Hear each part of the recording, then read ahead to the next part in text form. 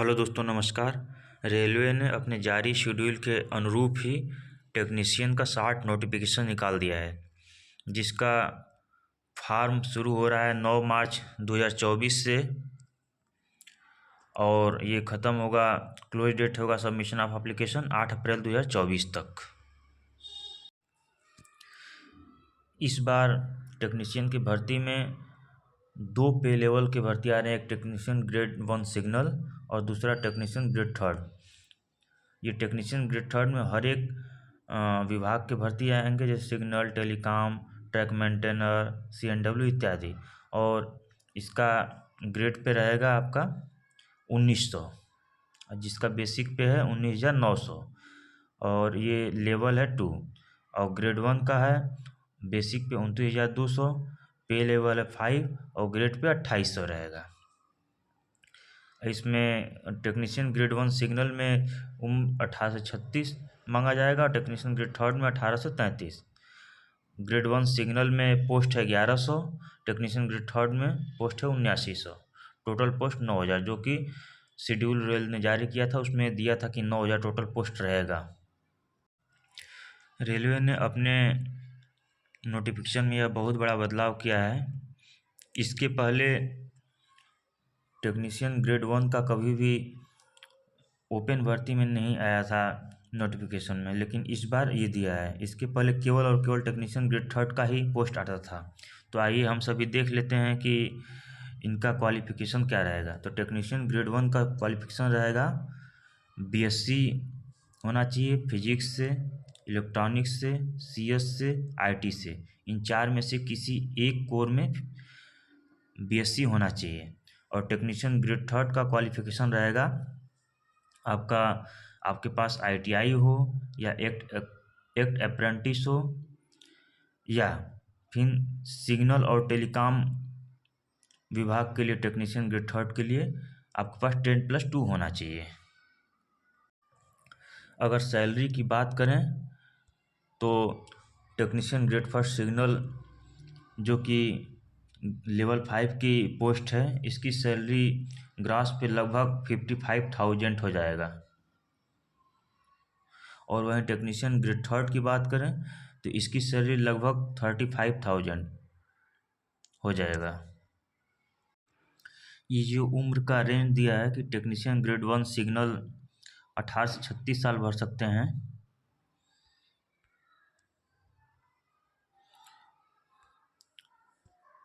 वो। और उसी तरह टेक्नीशियन ग्रेड 3 18 से 33 साल भर सकते हैं। ये 3 साल एज का छूट दिया गया है।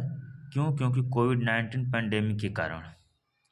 नहीं, वैसे तो इसका रहता है टेक्नीशियन ग्रेड 3 का 18 से 30, ये 3 साल छूट दिया गया तो 18 से 33 हो गया। और टेक्नीशियन ग्रेड 1 सिग्नल का 18 से 33 रहता है, 3 साल छूट दिया गया तो 18 से 36 हो गया है। अगर इस फॉर्म की फ़ीस की बात करें तो एक फॉर्म का 500 रुपये फ़ीस लगेगा, जो कि अगर आप CBT दे देते हैं तो 400 रुपये रिफ़ंड हो जाएगा। ये है जनरल कैंडिडेट के लिए और OBC कैंडिडेट के लिए। और आते हैं SC ST, ex serviceman, PWBD, female, transgender, minority, EBC इत्यादि लोगों के लिए 250 रुपये फ़ीस रहेगा। और आप CBT देते हैं तो 250 रुपये आपको रिटर्न हो जाएगा। इस बार रेलवे ने बहुत बड़ा बदलाव किया है। पहले ऐसा होता था कि एक अभ्यर्थी किसी भी RRB से केवल एक फॉर्म डाल सकता था, लेकिन इस बार इन्होंने यह सुविधा दे दिया है कि एक अभ्यर्थी एक पे लेवल में एक बोर्ड से भर सकता है और वहीं अभ्यर्थी दूसरे पे लेवल में दूसरे बोर्ड से भर सकता है। जैसे यहाँ पर लिखा है, each candidate is allowed to apply to only one RRB for a specific pay level, and only one common online application should be submitted by a candidate for any or all of the notified posts within that pay level in order of preference। आप सभी को पे level 2 और पे level 5 के लिए अलग अलग फॉर्म अप्लाई करना पड़ेगा। और आप सभी अलग अलग RRB से भी अप्लाई कर सकते हैं और सेम भी RRB से अप्लाई कर सकते हैं। अलग अलग फॉर्म अप्लाई करना होगा, जिससे कि आपका दो अलग अलग एग्जाम भी हो। यहाँ साफ साफ लिखा है, a separate application must be submitted for each pay level as a separate CBT will be conduct for each pay level. अगर आप अलग अलग फॉर्म डालेंगे तो आपको दोनों फॉर्म के लिए दो बार फीस पे करना पड़ेगा। जैसे कि जिसका 500 लगता है वो दो फॉर्म अप्लाई करेगा तो 500 500 1000 लगेगा। जिसका 250 लगेगा तो वो दो फॉर्म अप्लाई करेगा तो 500 लगेगा। यहाँ पर लिखा है, the applicable examination fee is also required to be paid separately for each pay level.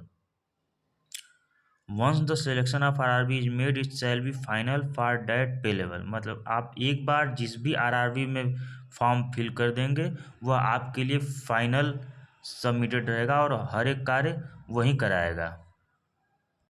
आगे लिखा है, applying to more than one RRB for the same pay level by a candidate will result in the rejection of all application for that pay level and department.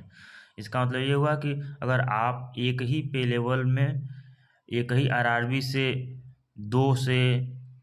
दो farm या दो एक farm से ज़्यादा भर दिए या 2 3 4 तो आपका फार्म रिजेक्ट कर दिया जाएगा। इसलिए आप लोग फार्म को सतर्कता से भरिएगा। 9 मार्च 24 को इन सभी RRB के वेबसाइटों पर टेक्नीशियन का नोटिफिकेशन आ जाएगा, जहां से आप सभी लोग भर सकते हैं। तो दोस्तों हम लोग 9 मार्च 24 का इंतज़ार करते हैं, उसी दिन डिटेल्ड नोटिफिकेशन आएगा। तब तक के लिए धन्यवाद।